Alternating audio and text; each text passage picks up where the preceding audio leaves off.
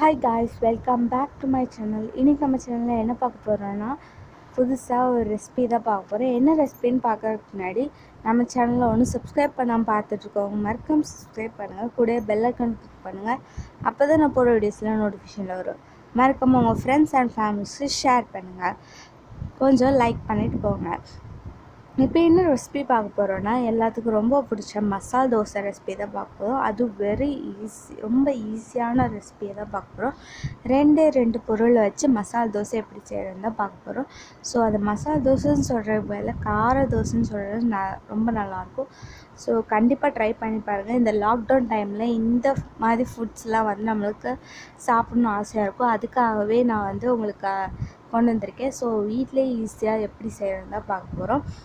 வாங்க எப்படி செய்யணும்னு பார்க்கலாம். வாங்க வீடியோக்குள்ளே போகலாம்.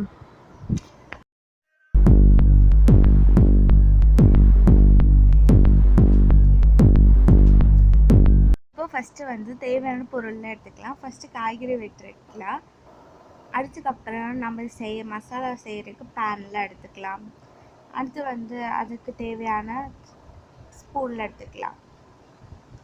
இப்போ ஒரு பேன் எடுத்து அதில் ஆயில் ஊற்றிக்கோங்க. அந்த ஆயில் ஊற்றினதுக்கப்புறம் அது ஹீட் ஆனதுக்கப்புறம் 3 வெங்காயம் வச்சுருக்கேன், அதையும் போட்டுக்கோங்க. இப்போ நீங்கள் வந்து வெங்காயம் கம்மியாக போடணும்.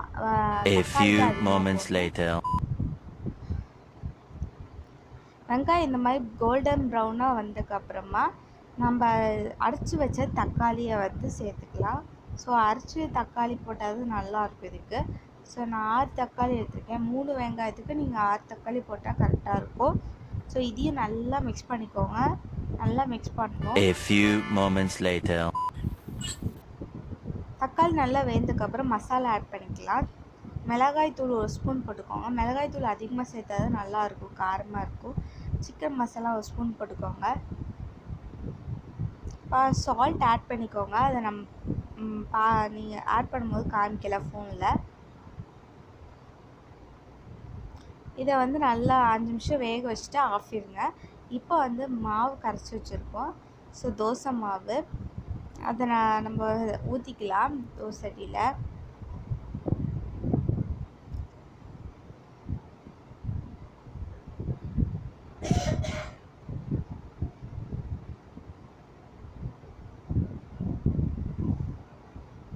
இப்போ நம்ம எடுத்து வச்ச மசாலா வந்து நல்லா அப்ளை பண்ணிக்கோங்க. தோசையில் ஒரு 2 ஸ்பூன் அப்ளை பண்ணிங்கன்னா நல்லாயிருக்கும் டேஸ்ட்டாக.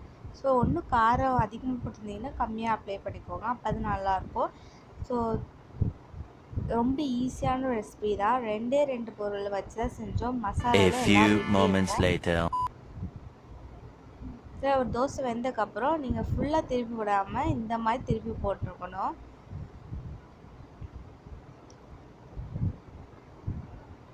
ஸோ கொஞ்ச நேரம் அது வந்து உள்ளே வேகிறதுனால திருப்பி போட்டுக்கோங்க. அவ்வளோதாங்க, நம்ம மசால் தோசை ரெடி ஆயிடுச்சு.